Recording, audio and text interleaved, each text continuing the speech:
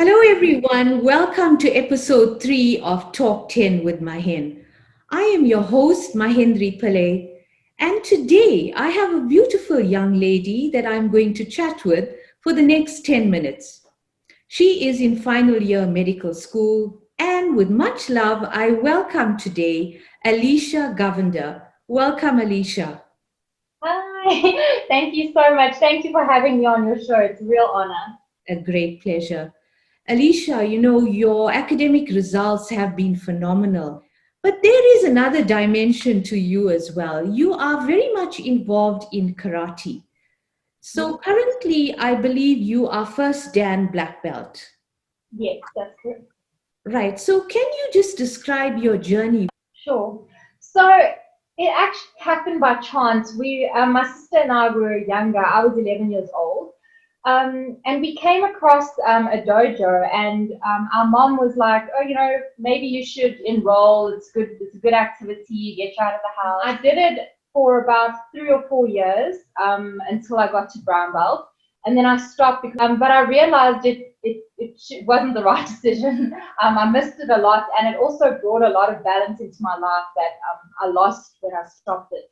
So when I went back to university, I found another dojo. I started it up, but it took me about a year or so, and eventually I was able to grade for my black belt. So I was very excited. It was one of the best moments of my life. Tell us about the international tournaments that you have participated in. When I went back, I was a gold medalist for kata and kumite as a brown belt, and that's how I got my colors, my national colors.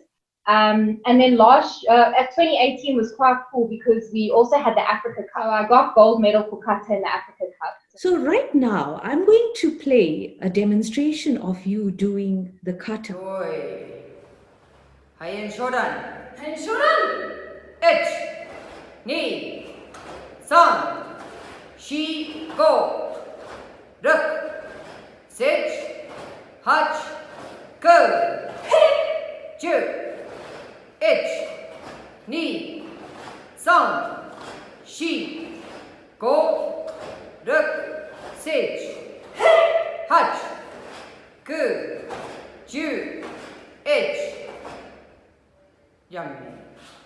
Now, tell us, why is this particular one so special to you? Yes. So this is Hayen Shodan. It's the first kata you learn when you start karate. And it's very special because even though you learn the kata, you progress to new katas, you learn a whole bunch after that. It's never that you forget about it. We always get brought back to this. And I think it teaches you that even though you've progressed from where you've started, you never know too much. Alysha, what are your thoughts about the need for fitness and exercise to complement academic studies? I think it's so important, and I've been of two thoughts through my life. So when I went to high school, my thought was, no, I need to do the best I can because it's very difficult to get into university, especially the degree I want. So I'm not doing anything, I'm just going to study. You can't function like that. There's no balance, and there's nothing to take your mind out of that constant space of just studying and learning and trying to put knowledge into your head. Can you take us through a typical day? You are currently at the hospital. What's happening during the day? So for the past 2 years, we're stationed mainly in the hospitals. So it is very rotation dependent. So we spend about 5 weeks in each unit. So for example, pediatrics and obs and gynae, so you'll spend a different amount of time. So on a typical day though, we'll wake up and get to the hospital around 7:30, and that's when we'll start the morning ward round. So we'll go with the doctors in charge to each patient in the ward and discuss their management, how they're progressing, what we have to do for them further. Can you reflect on a really memorable incident or experience that you've had as a trainee doctor? Yes. The moment I'll never ever forget, it was actually last year. It was the first time I delivered a baby by myself. It was the most amazing thing I've ever been a part of in my life. And you really feel like a doctor for the first time. You feel like you're actually helping someone, and this person needs you in that moment, and you have to be able to be there for them. So it was truly I'll never forget that. That was quite an extraordinary experience. That's great, Alysha. So tell us, are you pretty convinced that you made the right career choice? Definitely, and it's quite funny because I remember my whole life, I've always wanted to do this since the time I was 8 years old. I don't know, I just wanted to be a doctor. That was all I'd ever thought of. Stuck with it. This is all I wanted, and I haven't regretted it since. It's difficult. It's very difficult. It takes a lot out of you. You know, there's a lot of sacrifices you have to make. But every time I'm in the hospital, I'm amazed at everything I see, everything I learn. I love it. I love learning. I love being there. I love helping people. There's not one moment that I think I wish I'd never done this. So I'm really happy with this choice, and yeah, I hope it can just keep going well. What are your plans for further specialization and which field probably? So right now I want to get through internship, community service, but I do plan on specializing. So my main focus at the moment is probably pediatrics. I really enjoy it. I love working with the children, and it's really, really rewarding. Now, apart from medicine and your karate, you also have your own YouTube channel. Am I correct? Yes. What do you Yes. do on this channel? So I do covers of other people's songs. I sing and I play the guitar. Yeah, it was pretty self-taught. I did try to go to a teacher for a while, but I found it was easier to learn off YouTube. It's a great hobby of mine as well. I'm so glad. The bigger picture that's coming to me is that there is this intense academic work that's going on in your life, but there's also on the periphery of all of that some lovely ways of relaxing.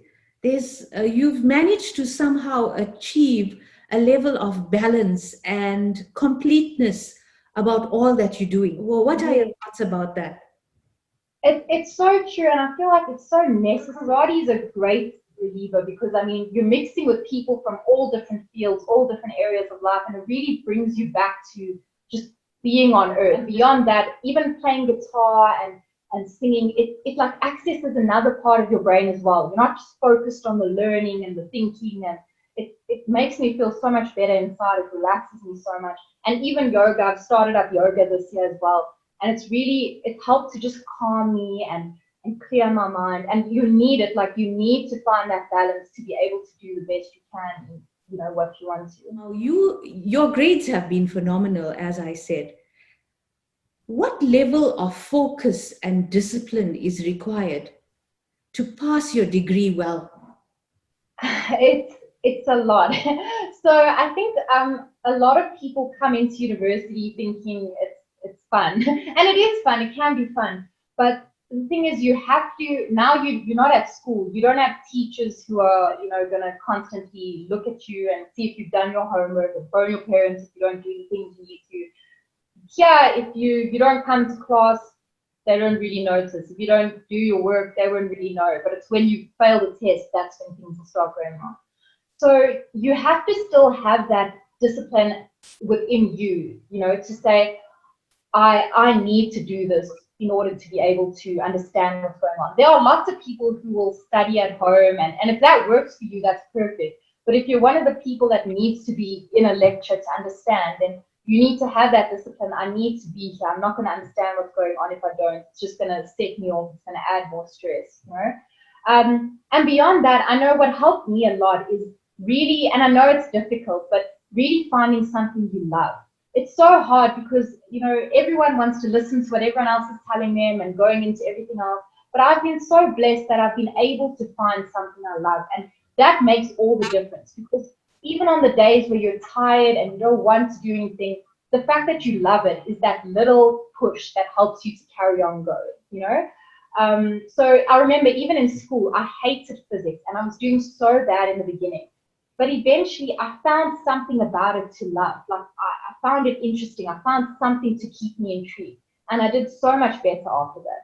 So you really have to love what you're doing and know yourself and know that, okay, this is what I want. I have to do this in order to get there. So I think you are talking about we need to have something intrinsic that fuels us. Yes. That sort of spurs us on. Yes. Alysha, what are your parting thoughts for those young people that are just going to start university?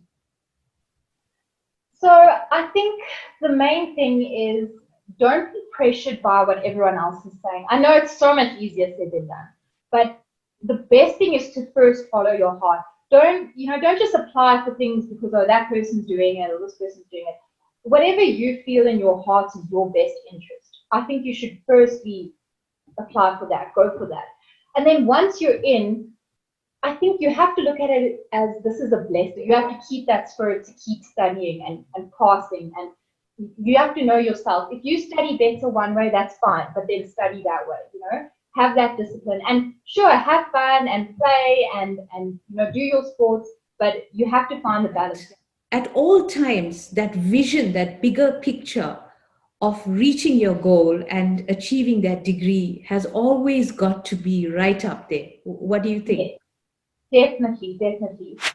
Your focus is this, you're here for you. You're not here for anybody else. So you need to keep that in mind and do what's going to benefit you the best. I also like the element of gratitude. It really is very much a privilege to be at a university, don't you think?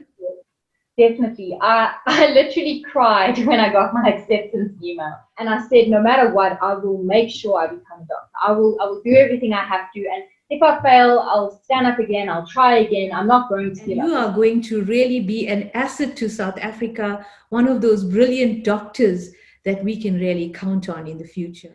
Dear listeners, thank you so much for joining us today. I hope that you found the talk with Alysha inspirational. I hope that there are many young students who are studying that were able to listen to this conversation. Remember, stay focused, stay committed, be full of gratitude, and just go out there and achieve those goals so that you can live the very best life that you want to.